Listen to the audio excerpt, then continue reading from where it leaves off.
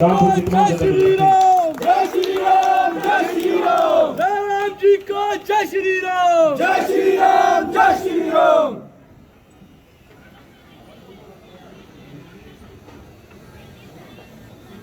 आज के इस कार्यक्रम में जिसमें हम हिमाचल प्रदेश सरकार को एक संदेश दे रहे हैं कि जो आप नोटिफिकेशन की जो सारी चीजें आपने शुरू की हैं उनको बहाल किया जाए। इस कार्यक्रम में हमारे बीच में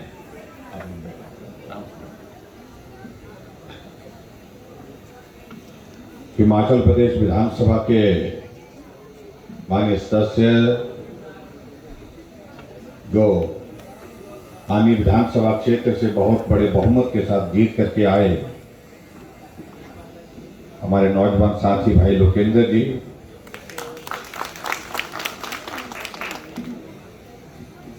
आपके इस विधानसभा क्षेत्र में जिनके लिए आप लोगों ने बहुत ताकत लगाई, बहुत जोर लगाया, थोड़ी सी कसर छूट गई, नहीं छूटनी चाहिए थी लेकिन फिर भी छूट गई और वो कसर सचमुच में दिल को छू गई है।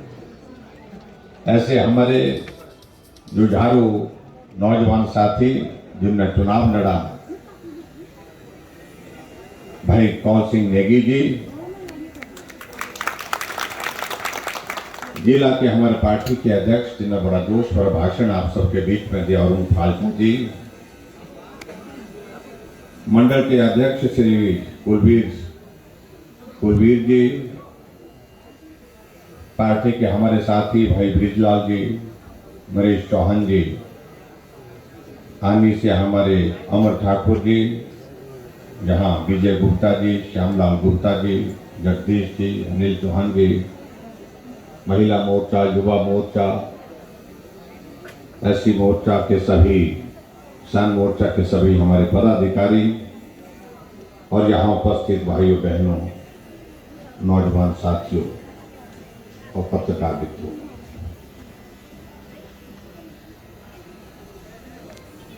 बहुत लंबे अरसे के बाद रामपुर वालों के बीच में आना हुआ है और बहुत गर्मजोशी के साथ आप लोगों ने हमारा अभिनंदन स्वागत किया, उसके लिए मैं आप सबका बहुत बहुत धन्यवाद करता हूं।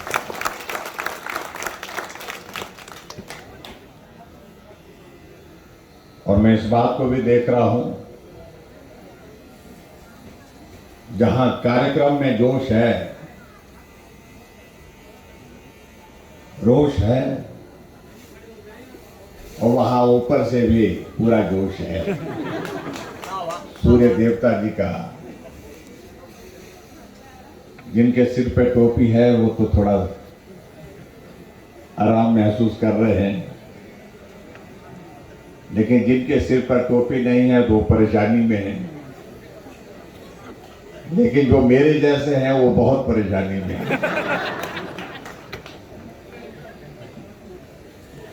लेकिन कार्यक्रम ऐसा है जहां हमको संघर्ष के लिए आगे बढ़ना है तो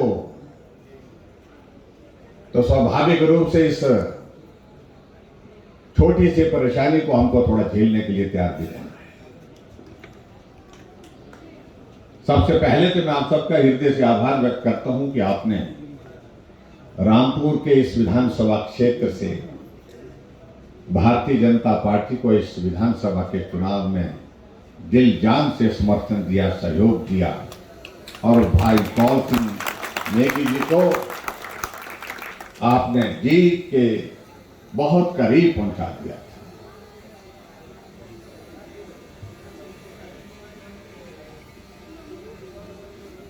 पूरे हिमाचल प्रदेश में इस बात को लेकर के चर्चा है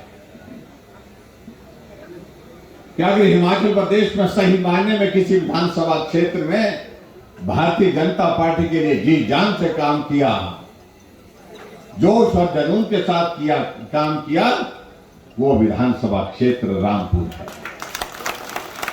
वो इसलिए है क्योंकि इस विधानसभा क्षेत्र में हमारा हारने का मार्जिन 15,000, 20,000, 21,000 ऐसा रहा पहले, और वहां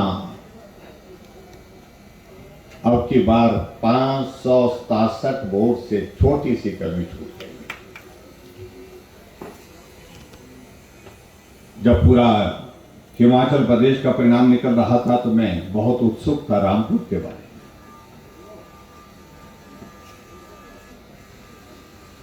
और मैं देख रहा था कि आगे पीछे ऐसा चला हुआ था।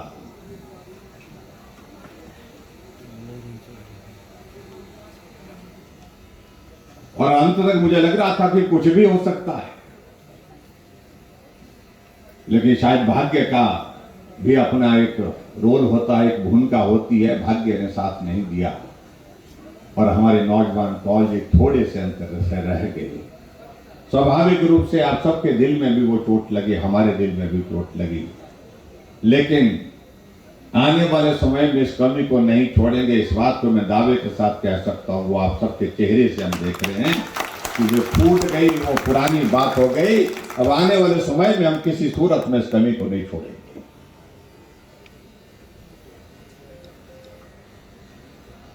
हम सरकार बनाने के बहुत करीब पहुंच गए थे हिमाचल प्रदेश में।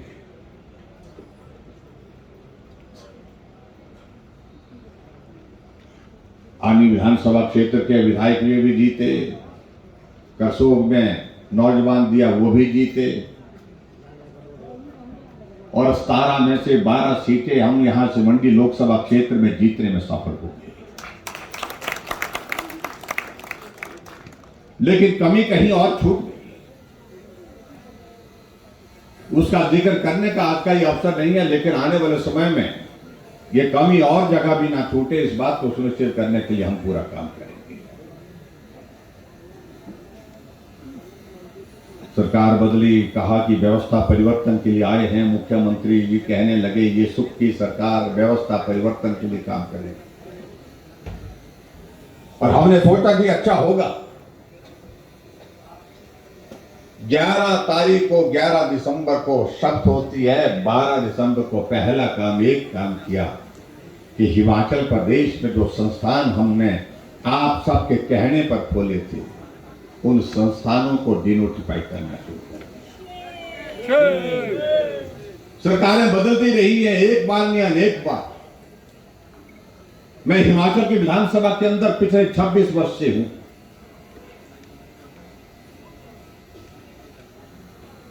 लेकिन सरकार जब नहीं बढ़ती है, उसका जिम्मा यह होता है जो काम पीछे छूटा है उस काम को आगे बढ़ाना, जो काम चल रहे हैं उनको गति देना, पूरा करना। लेकिन ये पहला हमने ऐसा दौर देखा व्यवस्था परिवर्तन का, जो चले हुए संस्थान थे उनको बंद करने की शुरुआत की गई।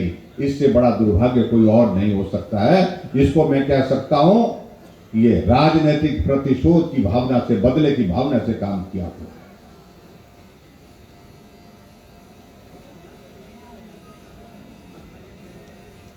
वीरभद्र सिंह जी में मुख्यमंत्री रहे, शांता कुमार जी रहे, धूमल जी रहे। सत्ताएं तो इनके वक्त भी बदलती रही, लेकिन कभी ऐसा नहीं होता कि संस्थान चला हुआ उसको बंद करने के लिए ताला भेज दें।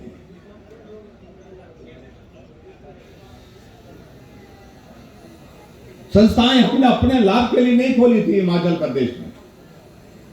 अगर संस्थाएं हिमाचल में खोली थी तो जनता की मांग पर खोली थी, जनप्रतिनिधियों के मांग पर खोली थी, पंचायत के प्रतिनिधियों की मांग पर खोली थी। अगर आज हम रामपुर में आप सबके बीच में यहां पर हैं, और रामपुर में यहां पर संस्कृत महाविद्यालय अगर हमने शिंगला का खोला था, ये मांग मेरी थी क्या?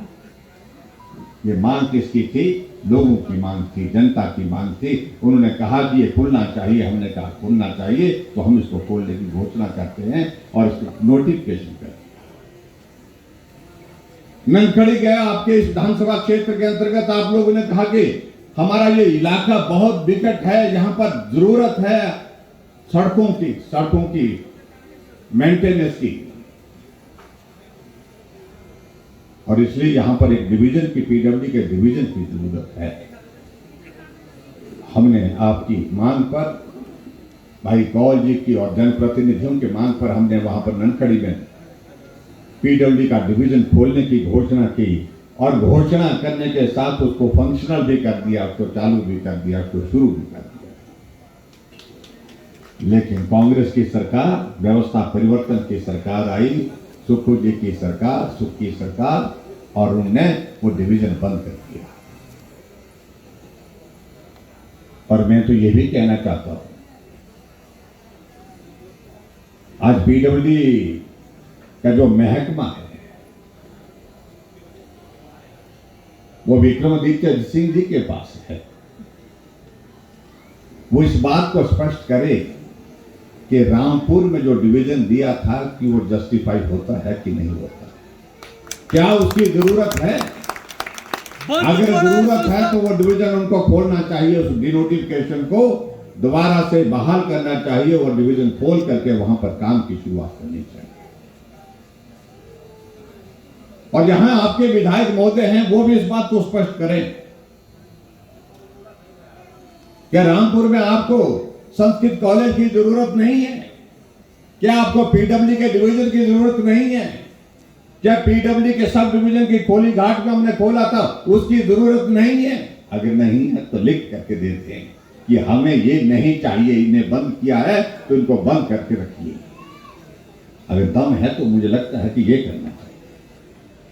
हाँ, अगर उनको लगता है कि ये अन्याय हुआ है क्षेत्र के साथ, ये गलत हुआ है, ये संस्थान बंद किए हैं, ये गलत तरीके से बंद किए हैं, तो उनको आवाज तो कहनी चाहिए।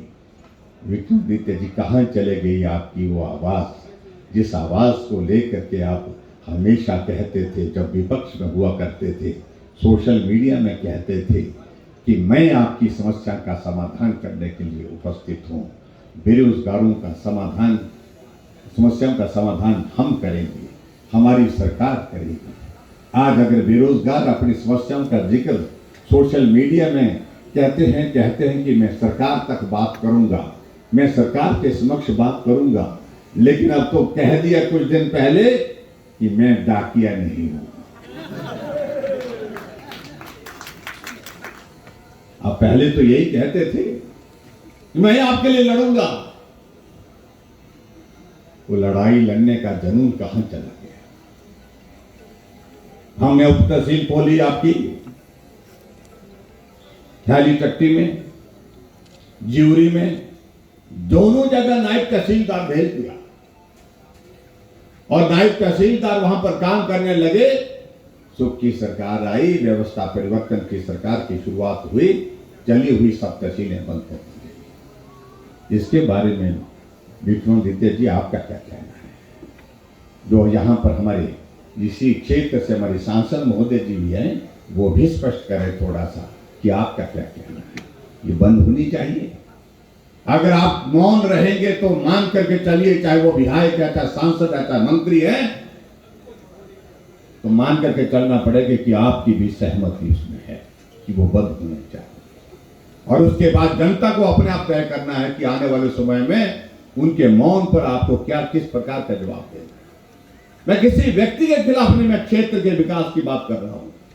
व्यक्तिगत रूप से मुझे बोलने की आदत नहीं, मैं नहीं बोलता हूं। पशु औषधालय हमने वेटनरी डिस्पेंसरी आपके डंसा में खोली, वो भी बंद कर दी। वेटनरी डिस्पेंसरी कोली घाट में खोली, वो बंद कर दी।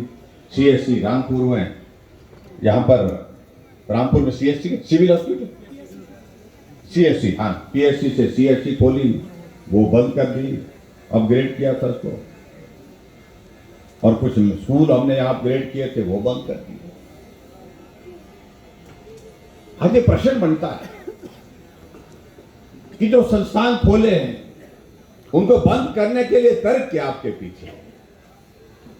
एक हॉस्पिटल खोले, उस हॉस्पिटल में 6 महीने से डॉक्टर इलाज कर रहा था, लेकिन सुख की सरकार आई, जहां डॉक्टर बैठता था वहां अब ताला लटका हुआ है। सब तहसील में, सब वहां पर नायब तहसीलदार बैठ करके काम कर रहा था, कई महीने से काम कर रहे थे, लेकिन उसके बाद सुख की सरकार आई, अब ताला लगा हुआ है। इन सारी बातों पर जवाब तो देना होगा।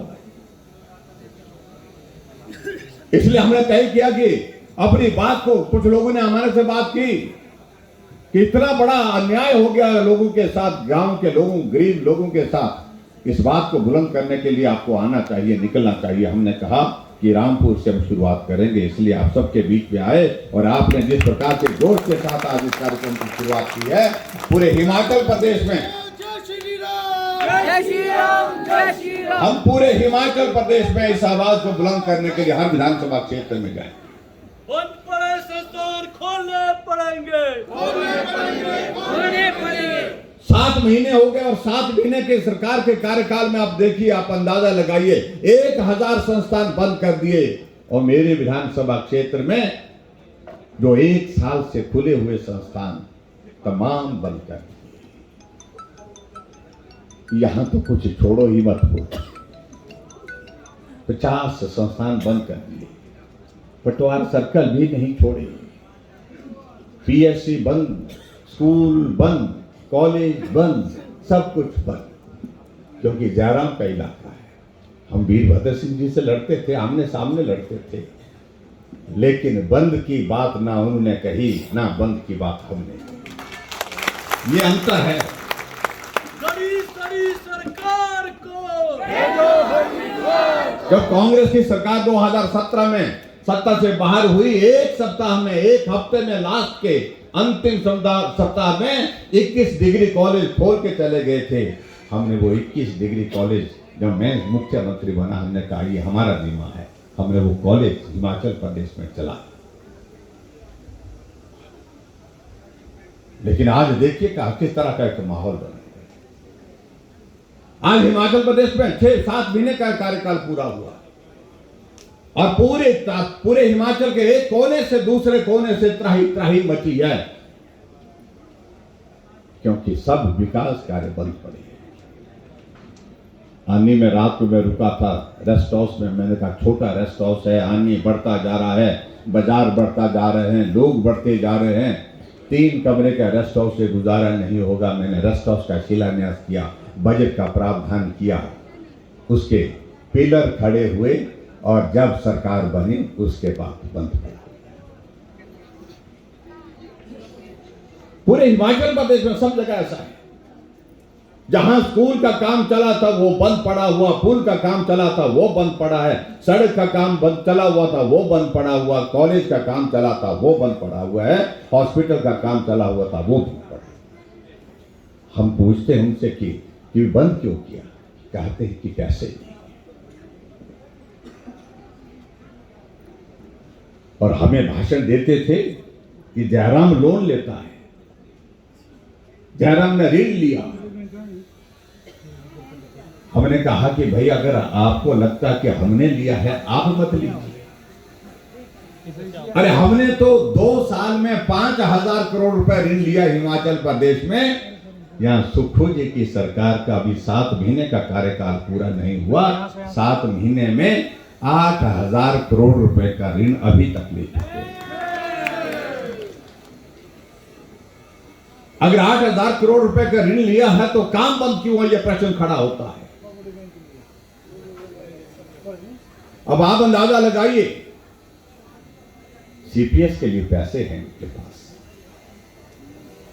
कैबिनेट दर्जा देने के लिए पैसे हैं, अपने साथियों को कैबिनेट रैंक के साथ उनको सुविधा देने के लिए पैसे हैं, लेकिन हॉस्पिटल के लिए पैसे नहीं हैं, सड़क के लिए पैसे नहीं, पुल के लिए पैसे नहीं है, विकास के लिए पैसे नहीं। इससे बड़ा दुर्भाग्य कोई और हो नहीं सकता है। और जब हिमाचल प्रदेश में सत्ता में आने से पहले जब विपक्ष में थे तो कहते थे हम आ रहे हैं और हम आएंगे तो गारंटी दे दी, 10 गारंटी में जिक्र यहां पर हो रहा है। गारंटी को तो तमाशा हो गया भाई पूरे हिमाचल प्रदेश में। और यहां पर भी महिला मोर्चा की अध्यक्षा जी ने कहा कि अपनी भाषा में भी हमको बोलना पड़ेगा। क्या बोला? सुखू भाई 10 गारंटी कई के पाई, यही हुआ ना, ऐसे बोलेंगे। हाँ जी, हाँ। अब आप अंदाजा लगाइए कुल्लू में गए। कुल्लू में का वो नेता जो है वो अपने आप को मंत्री बोलता है, मैं कैबिनेट मंत्री हूँ। हमने कहा मंत्री नहीं, CPS हैं आप। बोलता वो मंत्री होता है। हमने कहा नहीं होता वो मंत्री, मंत्री को शब्द गवर्नर दिलाते हैं। बोलते नहीं नहीं पावरे मेरे पास है। मैंने कहा पावरे किस बात की है? बहुत बोलते हैं वो, बहुत बोलने की आदत है उनको। मेरे साथ तो बड़ा ज्यादा ही बोलते हैं। थोड़ा भाषण देने लगे, चुनाव से पहले अपनी भाषा में बोलने लगे। महिलाओं को इकट्ठा किया कि थारी तो मौज लगी बोलते इस बार कि हमारी पार्टी ने गारंटी दे दी है कि महिला के खाते में 1 जनवरी के बाद 1500 रुपए आएंगे। और अपनी भाषा में क्या कहा कि एक महिला होल देता 1500 रुपए, 2 हो जाता 3000, 3 हो देता 4500, 4 हो देता 6000।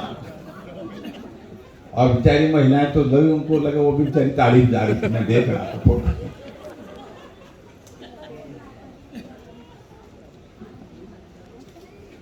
और आज 7 महीने बीत गए। क्या हुआ उस 1500 रुपए का जो आपने कहा था कि 1 जनवरी के बाद हर महिला के खाते में आएंगे, 18 से 60 साल की महिलाओं के खाते में आएंगे। गारंटी दी थी कि हिमाचल प्रदेश में हम 5 लाख बेरोजगारों को सरकारी नौकरी देंगे। 10,000 हमारे आउटसोर्स में लगे हुए कर्मचारी जो कोरोना के दौरान में लगे थे, अपनी जिंदगी को जोखिम में डाल करके हमारी जिंदगी को बचाने के लिए काम करते रहे, उनको घर भेज दिया। 6 महीने की उनकी सैलरी नहीं दी गई अभी तक। इससे बड़ा दुर्भाग्य क्या हो सकता है? वादा किया 5 लाख नौकरी देने का, हर साल 1 लाख नौकरी देंगे। गारंटी दी कि हिमाचल प्रदेश में गाय का दूध 80 रुपए, भैंस का दूध 100 रुपए। अब मुझे मालूम नहीं, आपका रामपुर तो दूध उत्पादन की दृष्टि से हिमाचल प्रदेश में बहुत अग्रणी है, बहुत आगे है। और मालूम नहीं क्या रेट मिल रहा है? क्या रेट मिल रहा है? कितना? 25, 26, 22, 23। तो तू भाई क्या बोलिए, क्या बोल रहे आप? और ऐसे में आगे बढ़ करके कहा कि मतलब गोबर भी खरीदेंगे हम।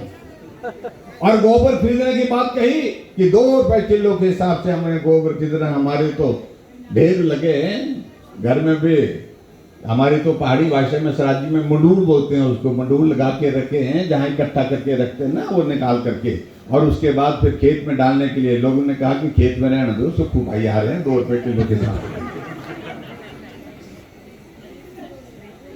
कहा कि बिजली 300 यूनिट बिजली हम फ्री देंगे। सरकार में आने के बाद सबसे पहले काम यह की कि बिजली महंगी कर।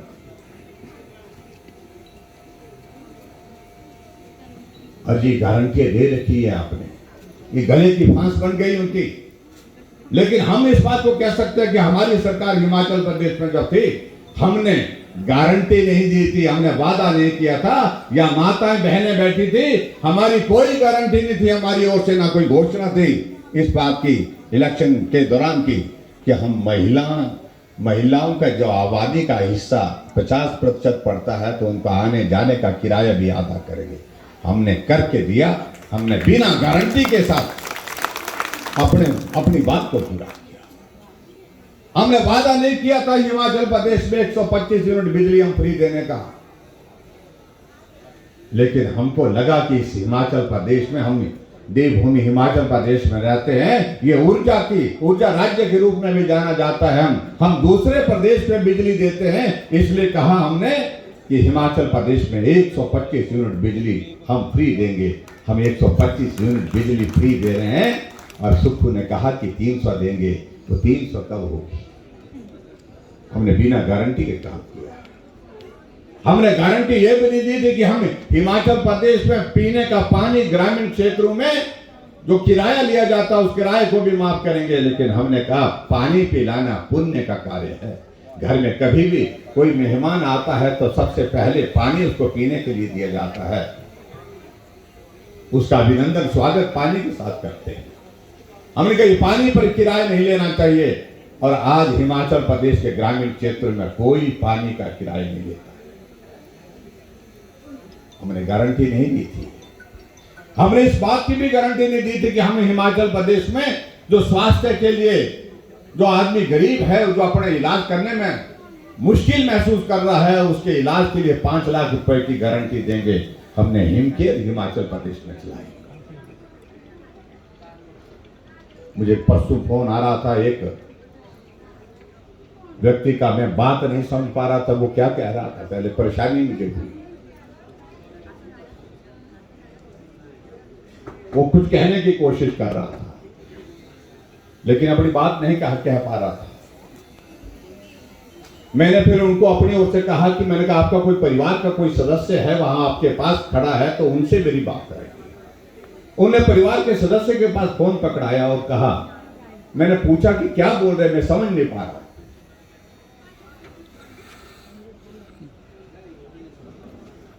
तो परिवार के सदस्य से मेरी बात हुई तो उन्होंने कहा कि उनकी पत्नी ने कहा कि ये मेरे पति हैं, इनको पैरालिसिस हुआ है, ये बोल नहीं पाते।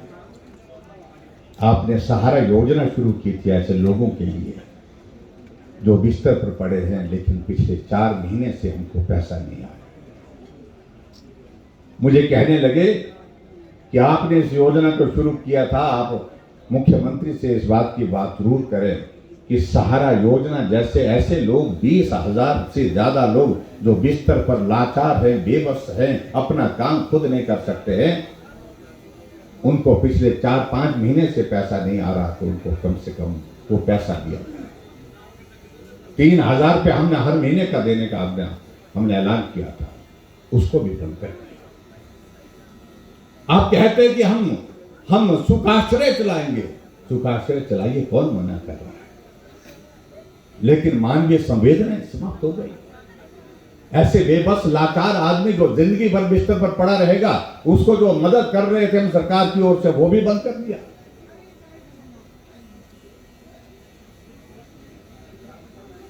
ऐसी एक नहीं अनेकों योजनाएं हिमाचल प्रदेश में बंद कर दी।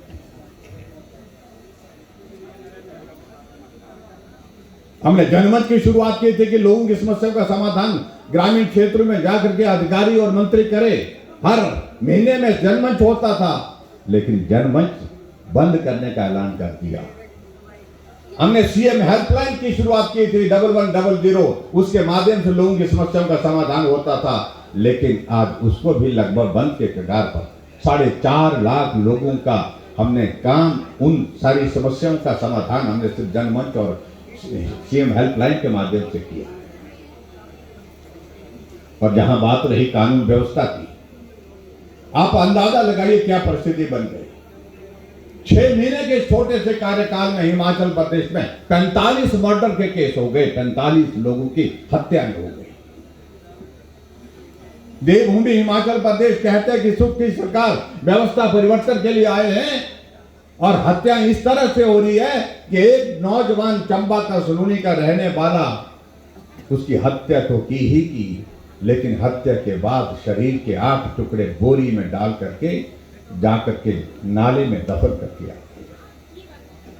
और ये हिम्मत और हौसला तब बढ़ा जब प्रदेश का मुख्यमंत्री सरकार आने के बाद ये कहते हैं कि मैं उस प्रदेश में जीत करके आया हूं जहां 97% हिंदू हैं और हिंदू वाली पार्टी को हरा करके आया हूं। आप क्या कहना क्या चाह रहे हैं?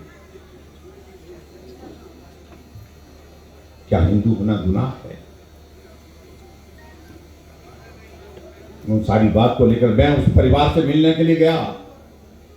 मेरे पार्टी के अध्यक्ष भी मेरे साथ गए। हमको 60 किलोमीटर दूर रोक दिया पुलिस वालों ने। सैकड़ों पुलिस वाले वहां पर तैनात कर दिए गए कि यहां से आगे विपक्ष का नेता नहीं जाना चाहिए। हमने कहा हम नहीं जाने के लिए, हमको रोक क्यों रहे, किस बात के लिए रोके? अशांति फैलने का, शांति भंग होने का बोलता है कोई, ऐसा समय ये लग रहा है, आशंका लग रही है। हमने कहा हम गाड़ी से नहीं उतरेंगे, सीधे उसके घर के पास जाएंगे, लेकिन फिर भी हमें जाने नहीं दिया। हमने कहा अगर हमको जाने नहीं दिया तो मुख्यमंत्री जी स्वयं जाए, मंत्री को भेजे। ना मंत्री गया, ना मुख्यमंत्री गया उस परिवार के सदस्यों को मिलने के लिए जिस परिवार के सदस्य की हत्या हुई है, और हत्या के बाद उसके शरीर के 8 टुकड़े कर दिए। संवेदनाएं समाप्त हो गई। हम कभी कल्पना नहीं कर सकते थे देवभूमि हिमाचल प्रदेश में इस प्रकार की घटना घटित होंगी, लेकिन आज वो घटित हो गई है। यहां भी बताया कि एक बेटी 3 साल की और 3 साल की बेटी वो मिल नहीं रही। आज हम खबर पढ़ रहे थे ऊना में 2 बेटियां हैं, वो भी छोटियां, पिछले 3 दिन से गुम है। नालागढ़ में अभी 5 दिन पहले घटना हुई, खनन माफिया आए, एक बड़े नेता का उनको संरक्षण है और संरक्षण कांग्रेस में जो सत्ता में है उनका संरक्षण है, गोलियां चला करके चले गए। 5 राउंड गोलियां चलाई गई। एफआईआर दर्ज तो होती है लेकिन गिरफ्तारी नहीं होती। गिरफ्तारी इसलिए नहीं होती है कि वो बड़े नेता के साथी है। आखिरकार वो कह रहा है, हिमाचल प्रदेश के इंडस्ट्रियलिस्ट कह रहे हैं कि हम हिमाचल छोड़ करके जा रहे हैं, और छोड़ने की वजह कोई और नहीं, जिस तरह का तांडव यहां पर मंत्रियों और दूसरे कांग्रेस के नेताओं ने बना करके जो सरकार में सत्ता में है, जिस तरह से वो हर तरह से वसूली करने के लिए हमको विवश कर रहे हैं, देने के लिए विवश कर रहे हैं, इस हालात में हमको हिमाचल छोड़ना पड़ रहा है। यह स्थिति हिमाचल प्रदेश में ना वीरभद्र सिंह जी के समय में आई, न शांता कुमार जी के, ना धूमल जी के, ना ही जयराम के कार्यकाल में आई।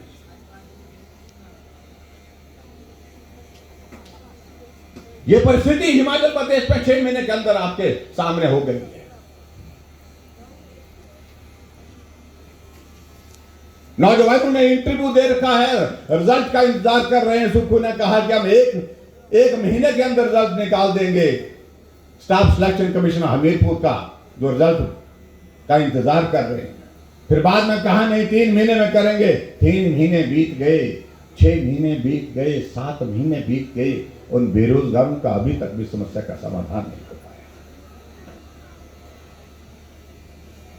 आज बहुत सारी चीजों को लेकर के हम बात करें तो मुझे लगता है कि बहुत लंबी बात जाएगी। भाई और बहनों, मैं आप सबके बीच में इतना कहना चाहता हूं, और ऐसे दौर में अगर उम्मीद की हमको बहुत बड़ी एक किरण कहीं दिखाई देती है, वो देती है कि देश में भारतीय जनता पार्टी की सरकार और नरेंद्र भाई मोदी जी के नेतृत्व में जो चल रही है, उस पर ही भरोसा है, उस पर ही विश्वास है। वही भला कर सकती है, देश का भी और प्रदेश का भी। आज मैं समाचार पर देख रहा था, 850 करोड़ अनटाइड ग्रांट जो है हिमाचल प्रदेश को केंद्र सरकार दे रहे हैं, नरेंद्र मोदी जी देने जा रहे हैं आने वाले समय में। क्यों दे रहे हैं? बिना ब्याज के दे रहे हैं, और 50 वर्षों के लिए दे रहे हैं। 50 वर्षों के बाद उसको वापस लेंगे, ऐसा प्रावधान है। और जो स्पेशल ग्रांट दी जा रही है वो इसलिए दी रही है क्योंकि नरेंद्र मोदी जी हमेशा कहते हैं ये हिमाचल मेरा अपना हिमाचल है, जहां कभी कमी नहीं रहने दूंगा। जहां सरकार कोई भी हो, लेकिन हिमाचल में काम होना चाहिए, विकास होना चाहिए, इस भाव के साथ। और कांग्रेस के नेता दिल्ली जाकर के हमारे केंद्र के मंत्रियों को जाकर के मिलकर के आते हैं, प्रधानमंत्री से, गृह मंत्री से, रक्षा मंत्री से, फाइनेंस मिनिस्टर से भूखे दे करके आते हैं, और जब शिमला उतरते हैं तो गालियां देना शुरू कर देते हैं। आज हिमाचल के अंदर 41,000 करोड़ रुपए के 4 लेन के अगर प्रोजेक्ट चले हैं तो ये केंद्र सरकार की देन है, हमारे प्रधानमंत्री नरेंद्र भाई मोदी जी की और नितिन गडकरी जी की देन है। और आज आपके मैं यहां पर आया था पीछे, जब चुनाव से पहले आया था, ननकड़ी जब गया था, तो ननकड़ी जो टिक्कर खमाड़ी की जो हमारी सड़क है उसके लिए आप लोग बार बार आग्रह करते थे। मैंने कहा 10 करोड़ तुरंत जारी करता हूं। 10 करोड़ मैंने दिए, उसका काम चल रहा है। और उसके अलावा 100 करोड़ CRF के अंतर्गत आपके लिए उस सड़क के लिए हमने केंद्र सरकार से बात करके रखी है, वो बहुत जल्दी वो पैसा आ जाएगा। ये नहीं हो सकता है कि आप केंद्र को खिलाफ बोलते रहे और केंद्र सैकड़ों करोड़ रुपए आपके विकास के लिए देता रहे। और उसी तरह से मैं कहना चाहता हूं कि जो हमारी PMGSY की जो रामपुर रोहड़ू को जोड़ने वाली जो सड़क जो है बरादली से सुंगरी की, उसके लिए भी 10 करोड़ रुपए प्रधानमंत्री ग्राम सड़क योजना के अंतर्गत स्टेज 3 का जो हमारा चंबा में जिसका प्रधानमंत्री जी ने शुरुआत की 3,000 करोड़ रुपए की लागत से हिमाचल प्रदेश के लिए, उसके अंतर्गत यहां पर काम होने वाला है। हम आज भी विपक्ष में हैं, लेकिन विपक्ष के बावजूद भी हम आपके क्षेत्र के लिए काम करने के लिए, आपके इस इलाके के लिए और हिमाचल के विकास के लिए काम करने में हमारा योगदान की आवश्यकता, हमने कहा कि हम हमेशा उसमें सहयोग करेंगे। लेकिन भाई और बहनों, दुख इस बात का है कि जिस तरह से हिमाचल में सरकार काम कर रही है, बदले की भावना से काम कर रही है, हमारा सहयोग मिलेगा तब मिलेगा जब ये संस्थान जो बंद किए हैं, जो डिनोटिफाई किए हैं, इनको दोबारा से नोटिफाई करेंगे, तब जाकर के हम बोलेंगे ठीक है अब आगे की बात करेंगे। ये संभव नहीं है तुम बंद करते जाओ और हम केंद्र से बात करते रहें, केंद्र पैसा देता रहे। और आज एक रोना रोते हैं कि केंद्र ने पैसा बंद कर दिया, केंद्र ने पैसा बंद कर दिया। एक फॉर्मूला होता है पूरे देश के लिए, सभी राज्यों के लिए। उस फॉर्मूले के अंतर्गत हिमाचल को भी पैसा मिलता है और उस फॉर्मूले के अंतर्गत अगर पूरे देश के बाकी राज्यों के लिए भी कहीं रिस्ट्रिक्शन लगाई गई तो हिमाचल भी पूरे देश का हिस्सा है। कहा कि हमारी ऋण की लिमिट रोक दी। अरे ऋण की लिमिट हमारी 3.5% हम ले सकते हैं, जीडीपी के बेस पर मिलता है वो पैसा, और आप जाकर के उसको 6% पर ले गए। और केंद्र ने यही कहा कि आप ऋण लीजिए, लेकिन एक लिमिट आपकी तय है, उस निर्धारित लिमिट के अंतर्गत लीजिए। क्या गलत किया उसने? और इनको तो एक ही चीज चाहिए कि पैसा चाहिए, काम हो चाहे ना हो, आनंद करके जो है उसका जो पूरा उसका लाभ उठा करके चले जाए। आज हमारे लिए प्रसन्नता का भी विषय है कि देश में आदरणीय प्रधानमंत्री नरेंद्र मोदी जी के नेतृत्व में सरकार चल रही है और नरेंद्र मोदी जी के नेतृत्व में सरकार आज हमारे लिए देश के प्रधानमंत्री, जिस तरह से आप लोगों ने देखा कि हाल ही में अमेरिका का दौरा किया, अमेरिका के राष्ट्रपति ने अपने 3 दिन की सारी अपॉइंटमेंट्स रद्द करके पूरा समय 3 दिन हर कार्यक्रम में नरेंद्र मोदी जी के साथ रहे। यह अमेरिका के इतिहास में पहली बार हुआ। सारी अपॉइंटमेंट, सारी एंगेजमेंट छोड़ करके वहां के जो प्रेसिडेंट है वो प्राइम मिनिस्टर के साथ रहते हैं और अमेरिका के प्राइम मिनिस्टर प्रेसिडेंट कहते हैं कि आपकी लोकप्रियता मोदी जी इस तरह से है कि हमारा भी मन कर रहा है कि हम आपका ऑटोग्राफ लें। एक देश के वहां के राष्ट्र अध्यक्ष जो है, जहां प्रधानमंत्री जी का जाना हुआ, वो अपना सब कुछ छोड़ करके पांव छू